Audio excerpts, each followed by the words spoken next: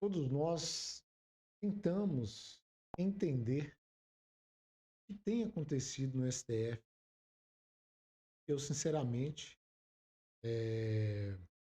não acredito que a maioria daquela corte queira fazer do Brasil uma ditadura comunista ou uma ditadura do judiciário, que é algo que eu não conheço em nenhuma experiência na história da humanidade. E também não creio que aqueles ministros, aqueles magnânimos, queiram virar vassalos de uma ditadura de esquerda. A escalada desde a eleição de 2022 vem só aumentando. A escalada autoritária. E o digníssimo Alexandre de Moraes está mais do que soberano ali no Supremo. Para não dizer outra coisa. Hoje, para você ser preso no país, aqui no Brasil, pelo STF, basta ser de direita e dar uma opinião contrária ao Supremo e ao governo federal. Veja essa matéria do Estadão desta semana. Vou mostrar aqui a matéria. Veja aí. Moraes, segundo o Estadão, né? Moraes decidiu que opiniões contrárias às dele ou do governo não podem ser publicadas. Isso vem na matéria do Estadão. Não sei como concluíram isso aí, mas eles então justificam lá na matéria que Moraes decidiu que opiniões contrárias a dele ou do governo não podem ser publicadas. E o que seria isso aí? O Silas Malafaia, ele fez um vídeo, como ele sempre é, sem filtro. Falou tudo que veio à cabeça. Vamos ouvir aí o Silas Malafaia.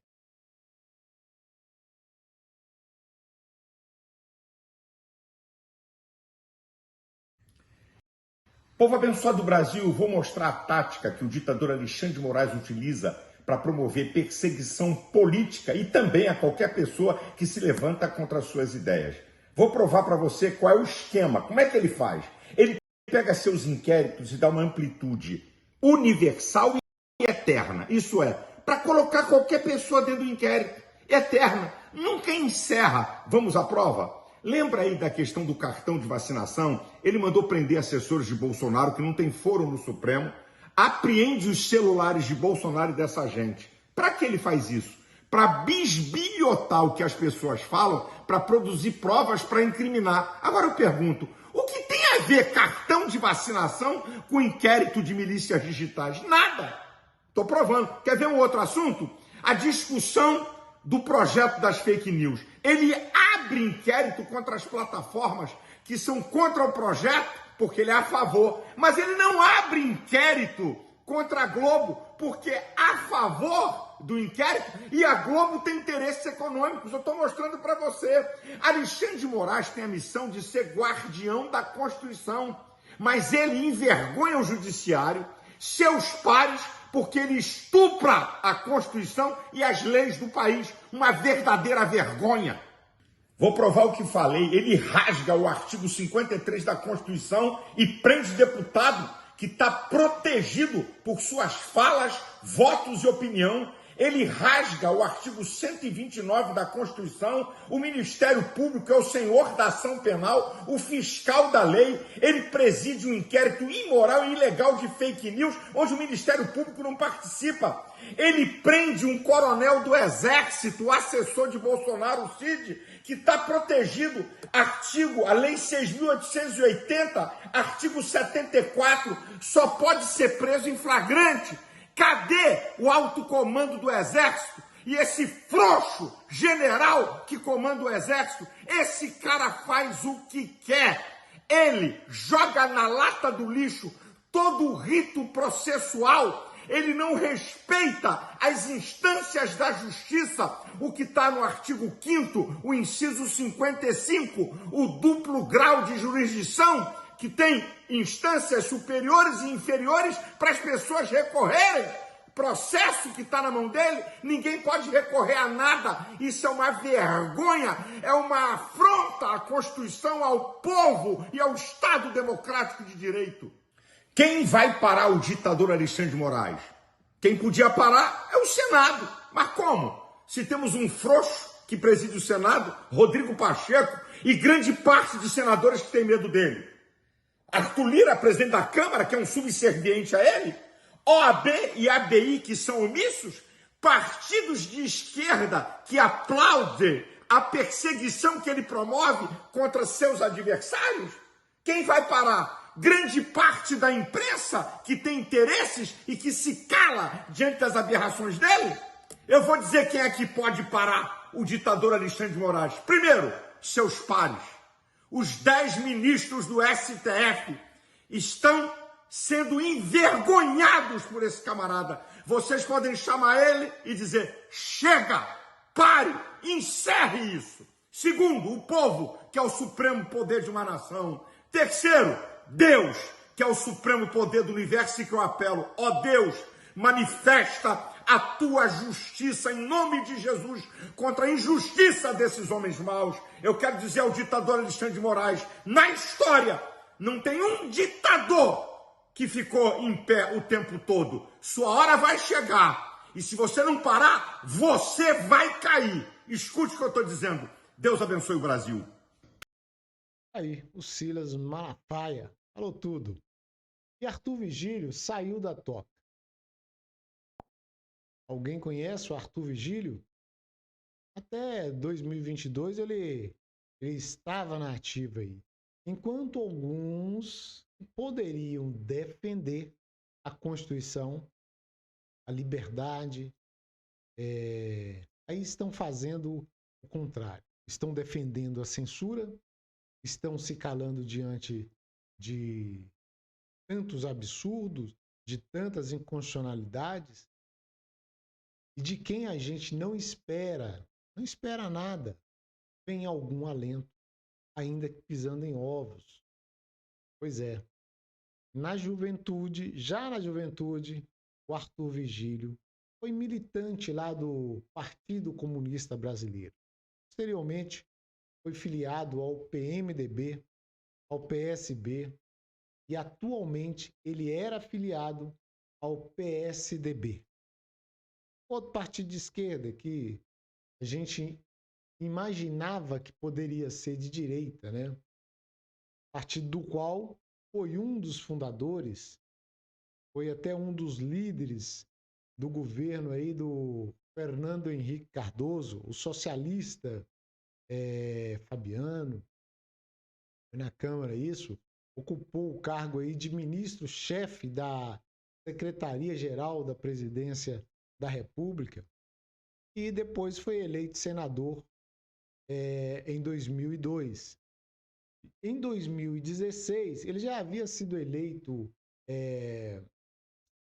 não me lembro aqui a data, eleito prefeito de Manaus, e em 2016 foi reeleito no segundo turno. Acho que foi 2012 mesmo, né? 2012, depois reeleito em 2016.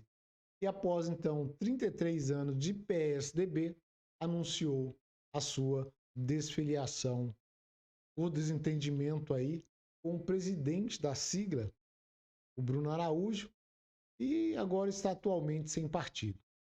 Ele não é de direita, já falei aí, nunca foi, inclusive já foi do Partido Comunista, o PCB, partidão, mas até o Arthur Vigílio fez críticas ao STF.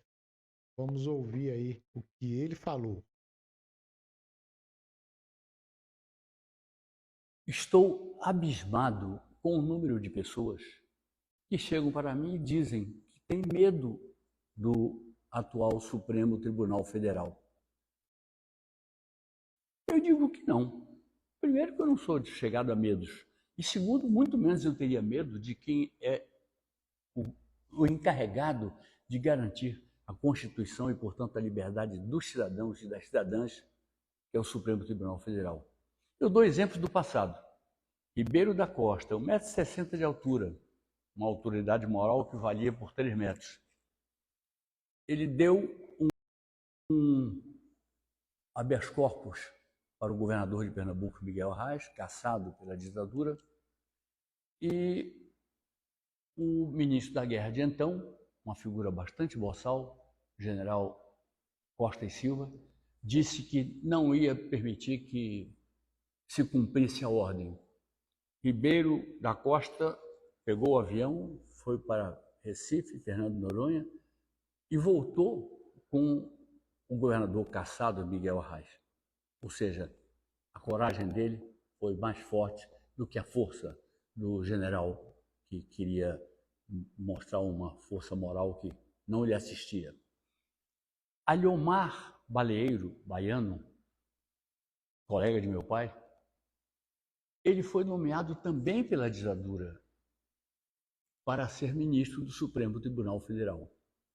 Enojado com os rumos que aquele regime horroroso tomava, ele jogou a toga no chão e foi para casa, não andou buscar livro nenhum dele, mandaram para a casa dele os livros depois, as coisas todas dele. Adalto Lúcio Cardoso, um adversário fidagal do meu pai na Câmara dos Deputados, grande pessoa. Ele fez a mesma coisa, só que sem a ênfase do Aliomar Baleeiro.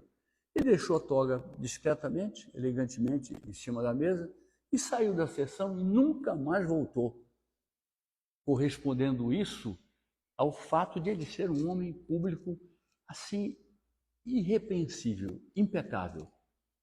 Eu poderia dar outros exemplos, mas eu gostaria de dizer que eu me recuso a acreditar que essas pessoas do passado são diferentes das pessoas de hoje. Talvez falte oportunidade às de hoje, e graças a Deus não se precisa mais ser herói se tem uma democracia, é preservar a democracia.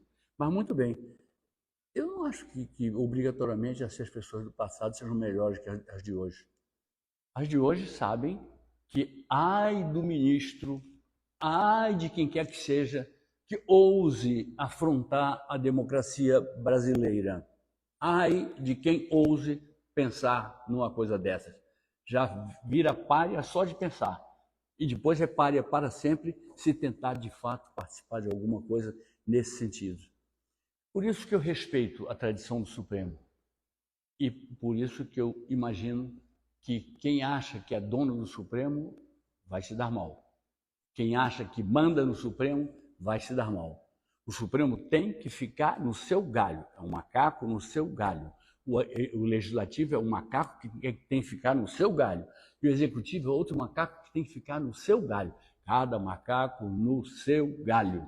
Para nós respeitarmos o princípio fundamental da interdependência entre os poderes. Mas eu dei exemplos bonitos. Eu poderia falar de outras pessoas, mas eu ia aborrecer quem me assiste, quem me vê, quem me ouve, ia aborrecer, é melhor ser mais curto. Mas dizer isso, que eu tenho plena confiança no Supremo. Pelas pessoas que lá estão, eu quero fazer aqui, abrir uma exclusão, o presidente Lula não deve cometer a insanidade de nomear seu advogado pessoal para supostamente tê-lo como preposto lá. Isso é uma indignidade enorme. E quero deixar bem claro que eu mantenho a confiança por tudo isso. Porque a impressão que eu tenho é que quem entra no Supremo deve incorporar o espírito de Aliomar Baleeiro, de Adalto Cardoso, de Ribeiro da Costa, dessas pessoas que souberam realmente entrar na história pela porta da frente e não sair da história pela porta dos fundos. Muito obrigado a vocês pela audiência e pela paciência de me ouvirem e de me verem. Muito obrigado. Virgílio, está mudado mesmo, Virgílio. Você falou algumas coisinhas interessantes aí, mas realmente está um pouco distante do que está acontecendo no país, né? E a coisa vem toda lá de dentro, né? Tem tudo lá de dentro. Evidentemente, a gente vê que o poder executivo está caminhando junto. Esse plano, não quero acreditar, mas parece que já vem de um tempo aí. E fica aí a nossa pergunta: até quando o país vai suportar essa situação? Até quando? Uma coisa é certa: esse período turbulento de agora, essa, essa violência contra a Constituição Federal, contra o povo brasileiro, um dia terá que ser passado a limpo, porque não há mal que sempre dure. Por hoje é isso. Ficamos por aqui. Dê seu like, compartilha e se inscreva.